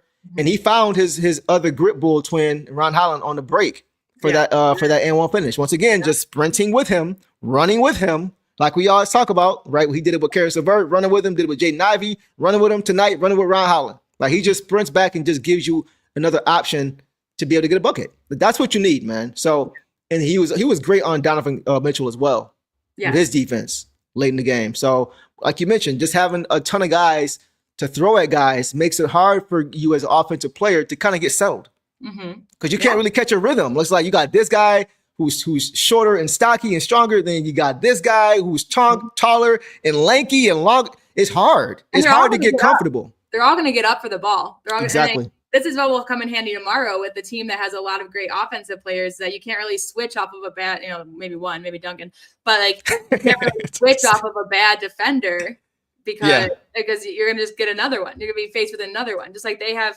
the Knicks, the Celtics, they've got and the Cavs, I would say, have great offensive reliability, and we have great defensive reliability. Our offense is getting there, but like, again, like we can have 4 great defenders matched up against their 4 great shooters, and trying to switch off will be tough. It'll be tough. Yeah. Because you're going to get matched with someone that's going to, and again, like Duncan, will probably be taken advantage of a little bit, but he gets the certain things he wins. Like I think he's recorded a steal in every game for a while now. I have to go back and look, but it seems like feels like it. Like a streak of steals because he's still showing effort. Well, he was second. He was 4th in steals last month. Wow. 4th. In steal. Kate was 2nd in steal. Wow. I think KPJ was 1. Kate was 2. And Casey Wallace was 3. And Javante was 4th. Wow. Yeah, Javante. Yeah. So good. Crazy. You got guys on your bench who are close to leading the league in defensive categories coming off the bench. Yeah. Yeah. Stu off the bench was 2nd in blocks. And you got Javante Green last month was 4th in steals off the bench and steals. It's ridiculous. Ron was up there too a couple weeks ago. He was tied for like 4th in most steals of the season. Yeah, you're right. You're right. And again, bench guys. So crazy, man. Michael Moore says perimeter defense rarely right. These guys, like, they, for the most part, we've seen these guys, whether win or lose, they play hard. Yes. It's hard to you gotta beat them most of these games. We're not gonna give the game to you. And that's credit to coach for keeping these guys up and keeping the mentality up and demanding hard play for 48 minutes. I got to give him credit for that, for sure. That's what makes it hard to beat. It's hard to beat a team like that when they play hard and they have the depth to play hard. We're not gassing out at the end of games because we can play hard and we got 10, 11, 12 guys who can sub in and out all game. And that's hard to play. It's hard to play against teams and beat teams like that. You got to really execute and put them away. So that's why we are 26-9 as of right now. And last thing for me, boss, with Green is something we've said before. I'm going to say it again. We've said it since the beginning of the year. He may not start games for you, but he is going to finish them for you because you can trust him. Mhm. You can trust him to make the right plays and to make positive plays on the basketball court. He's just a smart player. He's not the best at anything, but he's good at a lot. Yeah. So And he seems to have the gene that Jenkins has, as a couple of these guys have, where like his shooting turns on in clutch moments. He's always a good defender, but like he made those clutch threes after missing a couple early. They trusted him in the corner. Like he made one, he missed one. They trusted him again to make it. Like something about it just helps him thrive. And I think it is just the space. And again, because we've talked about it, like I think Duncan was just in there for his reliability today because he did make some good cuts. I agree. But that's someone that, and I think Javonte was out there with them anyways, but that's someone that when we want 3-point shooting and defense, I would choose him or Jenkins because they do both consistent. Again, he didn't have as many points as Duncan tonight, but he had more threes. Right. But that's just not what you think of. Like if you say Javonte Green, like you might not think of him as who you're going to go to in the corner when you need to rebuild a lead. But that's what it was for us tonight. I swear, some of these guys just shared the same like clutch moment. That's the key. That's the key, though. The clutch play. Clifton just hit it too. Says he's shooting 33.7 from three, but feels like it should be higher. You know why? Because he'll miss his first two, and then late in the game in the fourth quarter, he'll make that one to go 1 for 3 to put him at 33% because he makes him in big moments. Because, like you said, probably because feels higher because his threes are so timely. Exactly. Way to say it. That's the key. And he takes good shots. He doesn't take bad shots. Where he's like, bro, why you take that shot? We didn't. You don't say to him, like, you're not saying to your TV, we didn't need that shot. Why? Like, you don't. Not with him. He's always taking good quality shots. He's a good team player, man. Great team player. So I'm with you there, Chris, for sure. And he had a big steal. Like, it's hard to game plan for all these guys, man. It's tough. Yeah. And it's again, tough. Go ahead. When they start off slow, it's just the way we finish games. And that's just kind of how I was just really proud of them for getting it done against the Cavs again, who do get really hot too. They all kind of have the same clutch gene, but just what I've seen from the Knicks as well lately, I think it'll be another fourth quarter game tomorrow. I just want us to get ahead just like we did tonight and just hold it down. Yeah. But yeah, because also we don't look for Javonte to get going on offense necessarily, really ever, but especially not. He don't look for himself to get going off. Right. So when he shoots these threes, that's kind of the last option. He's wide open, whatever he'll make. So, but then you do look for him later on because he's kind of on. He just goes, just like we've talked about the momentum. Like if he makes a good defensive play, he just kind of shows it off on offense. Like the ball rules, and you just see it. Yeah, and him and Ron and Danis and B-ball Paul, even B-ball Paul will make a nice play on one end and he'll be under the rim at the next end. Yeah. And I feel like we have a lot of guys on our bench who can, because you guys make a good point too. Like in the playoffs, the game does slow down at times. You're not able to always be able to run and get out. We got a lot of guys on our bench who can make plays in the half court on both sides at the end of games. When it does slow down. Like I trust Javonte Green on the court at the end of a game in the half court. That's why he's playing. That's why I said what I said to begin with. You trust him. You trust Danis Jenkins in the fourth quarter of late game situations in the half court because you have guys who have a high IQ who know how to play team ball and who can execute. And that's what they do. Again, with the playoffs things, and we've mentioned it before with the injuries, like where it's almost a blessing and a curse because now all these guys are getting minutes and getting continuity with each other. We said at the beginning, that's what kind of seemed like it was lacking in the first and they got in it. Like all these guys are going to basically be able to say that they all played good minutes with each other, no matter who it is throughout the season. And that's just, again, just huge for playoffs. Like last year we were down. We didn't have Ivy and we were down Stu, just down some guys. And we had to rely on bench, but like our benches, Paul Reed was getting minutes last year, but not like this, he's gotten more. He kind of went on we didn't see him for a little bit, but I think that was just trying to get Duren and Stu. Lineup figured out. Like you said, I think we're going to have a 2 big lineup going forward because that was what there was tonight, despite not going against Allen with that. Because you can't even, and then, can't even say like, well, they didn't have Allen. We didn't have Duren. Like, it was still, right. Exactly. Even said it too. Like it's hard when you miss these guys, but the game doesn't, it's still worth a win or a loss. So you have to show up and show out. And our guys just really do it so well. It's just something because the Nuggets have been extremely injured and their bench is still, they won a game, they lost the game, and then AG came back today, I believe, but they what we went through early in the season during our win streak of like getting to know each other. That's what they're going through now. And we already have months on that. That's just really cool. It's just, yeah, I agree. We've said it before that our bench could be its own starting unit. Facts. That's why we had that 13-game winning streak when we had guys out, because we have talent all up and down the roster.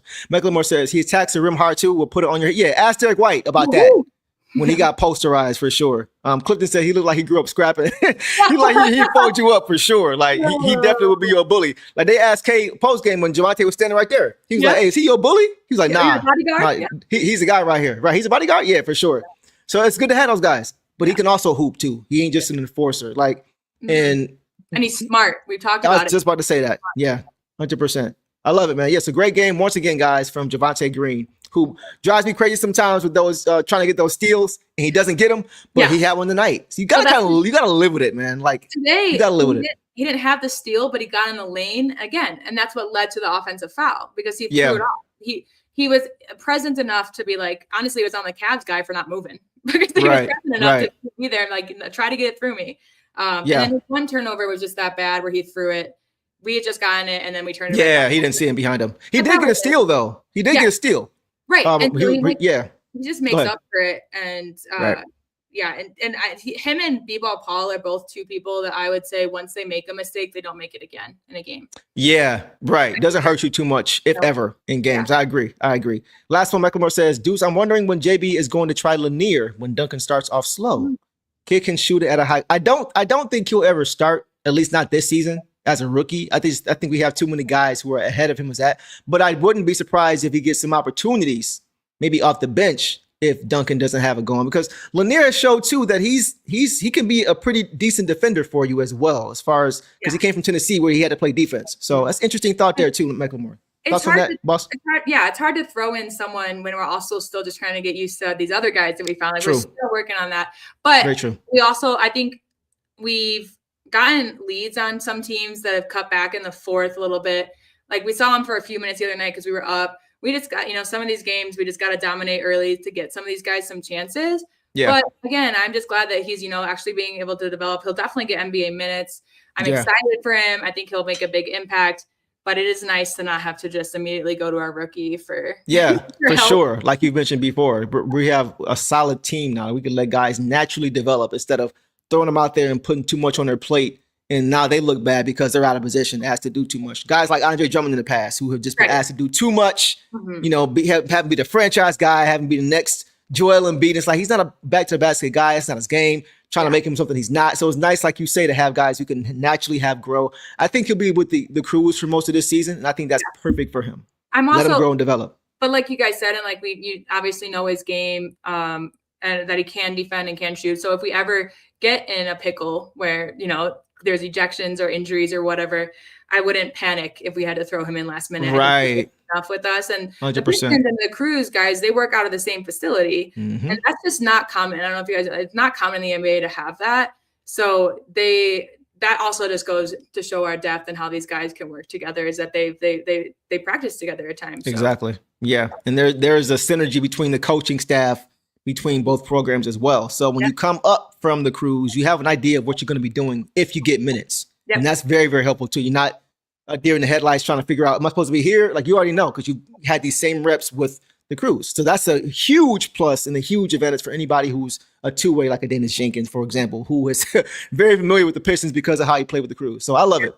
Yeah, I love it. And then lastly, boss, we'll go quickly to Marcus Sasser, just really quickly, and then we'll pivot from there. Tonight, guys, Sass finished with, he didn't score, only played 3 minutes. They were early, over 2 from the field, 0 of 1 from 3. 1 board, 1 assist, 1 turnover in, like I said, 3 minutes. So not a lot of minutes for him, not really much to really gauge and go off of. I just felt like coach felt it may have been a better decision to go with another playmaker instead of just a bona fide just bucket getter, which I'm cool with. And you saw it pay dividends. So great call from coach, man, for sure. Yeah, that's all. I think that's all it was. It wasn't anything personal to Sass. And I think once sometimes you gotta see him. So I think once he saw him out there, he's like, maybe we do need more size. Because, he may have saw something, that's true. He was 0 for 2 on attempts. He had a turnover, did have a rebound and assist, so he productive, but I think, he just was just like, well, I think it was truly experimentation, and I do think that if Jenkins maybe didn't come off as how, we might have seen Sass more. Could have. But this is what we asked for JB is like when something's working, not to fiddle with it. So he did that. I gotta give him credit, right? He made the adjustment when it was there. Very good coaching tonight. I think it's been good coaching lately. He's still just trying to work for consistency and continuity. Tonight. But again, we've seen enough of Jenkins that we know that he's reliable. 100%. 2 great games from Sass, but I think we're not. There'll definitely be games soon that we'll see the same results from him as well, or the same. I agree. So I agree. They'll both have their moments throughout this season going forward. I definitely think that's the case. And lastly, it's just nice to see Coach continue to get wins against his former team. Yeah. I love it. Oh, I don't know when. I mean, continuing. I mean, I'm curious now when, because if Mitchell he's only handed us 3 losses, or only him 3 losses against us. I'm curious if all 3 of those losses have been with JB. And then also, guys, Cade had a season low 12 points against the Cavs. Like, this was the team that blew us out this year, and we figured it out, and we got them back good. So yeah, we weren't the same version of who we are. Not at all. And we knew we wouldn't be. We knew that was kind of a fluke, but it was nice to be validated in that sense that it was 100%. 100%. So I love what I saw, guys. All right, guys, in conclusion, we're going to talk about the Knicks a little bit more, just quickly. This is a highly anticipated game coming up tomorrow night in the back-to-back. We haven't faced off against them since last year, Game 6, right? We all know how that series ended. So I'm sure the Pistons are going to be up for this game. And we are currently the top 2 teams in the East. And we mentioned the Knicks have lost 3 straight. So we got to make sure we're locked in, because considering the history already, the fact that they are trying to get off this 3-game losing streak, Snide is going to give them a little bit extra urgency to try to come out and beat us tomorrow. So it's a game we got to go out and try to get for sure. I'm looking real quick. Josh Hart will be out. Josh Hart's out. Interesting. And then is Robinson playing tomorrow? He did play the other day, so I do think he will be playing. But so Landry Shamet is out, and Josh Hart, he got hurt last week. Okay. He'll be reevaluated in a week, and that was on the 2nd. So he will not be playing. But that's a guy who can give us problems too. So they'll be out. They'll be out a couple guys that they rely on, just like we've been out. Okay. We rely on. So okay, cool. Yeah. Sounds good. Lastly, boss, Tara asks, we talked about this a couple weeks ago. Off topic, boss. Have you watched Sinners yet? Great question. Did you watch it? Yes, I flew home to Chicago for Christmas, and I watched it on the plane. Made sure there was no kids around me or anything. so do you really good? Do you know now what we mean when we say Asar when he gets a steal, or anybody pick poor Robin clean when he plucked him? I pick poor Robin clean. When that came on, I was like, "Oh, Asar!" Yeah. Now it's there'll always be fans. I love the movie. It was so good. I gave Deuce the little rundown. I was like, I could talk about it all day, but I gave him my thoughts immediately. Yeah. Really good. Just the history too was crazy, really right? Yeah, and I know some guys recommended that I look for some symbolism, which I picked up on a lot of it already. I'm sure that there's stuff I missed, but I really liked it. It was really well done. So great recommendation, guys. Keep recommending stuff to me. So man. Y'all know we talk movies, but I need to watch more.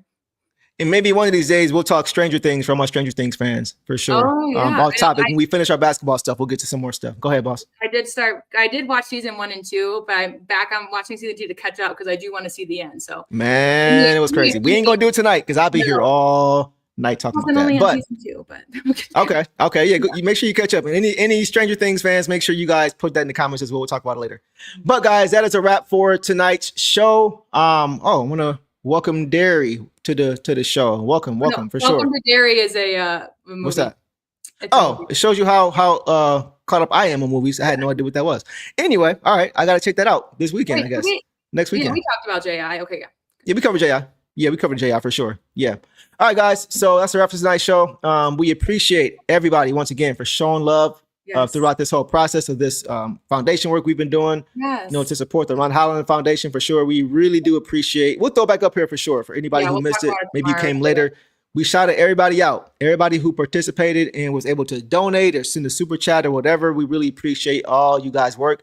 And look what y'all did, man. Yeah, that's y'all crazy. did this in 10 games. In 10 games, y'all did this. So it just shows what we can do when we come together, man. So this is great. It's going to go to a great cause. Who knows? Maybe we'll see if we can get the family on here one day to kind of talk about a little bit more. So we'll see how that works out. No promises. We'll do what we can. But as always, we appreciate the love you guys show, man. So Yeah. with that, guys, make sure you smash the like button and subscribe if you are new. And we hope you guys have a great night. We got some football that's probably already on as of right now. So Yeah, go the check out the Lions. I haven't checked the score. Yeah. I'm going to do that after. I didn't want to be the foul mood on the pod, so I waited until after. So I'll leave that there. But y'all know the drill, man. We appreciate y'all, and we will see y'all tomorrow night. See you tomorrow. Detroit versus everybody. Peace. All the dirty work, all dog. I'ma dive on the floor, go try to block every shot. And I'ma be physical with you the whole game. You know Stu gonna be physical with you. When you think of the Pistons, you think it's just hard work and just gritty basketball. That's just the identity you gotta have when you put on that jersey. I'm not your average breed of canine. Not a good dog, I'm bad boy for life. I set the tone, don't care about no tick. Let it be known, I get my respect. Come in the lane and see I don't bluff. If you retaliate, that's on ya. Talking pundits, I hear you're ashamed. Talking that chop, you must run this way. Tryna tell ya, if the dog palm, mess around, find out, Tryna tell ya, if the dog palm, mess around, find out,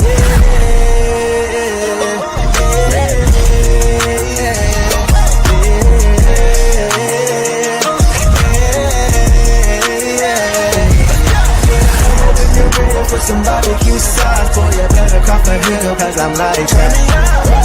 When you're ready for some barbecue sauce, boy, you better crop a hill, cause I'm like that.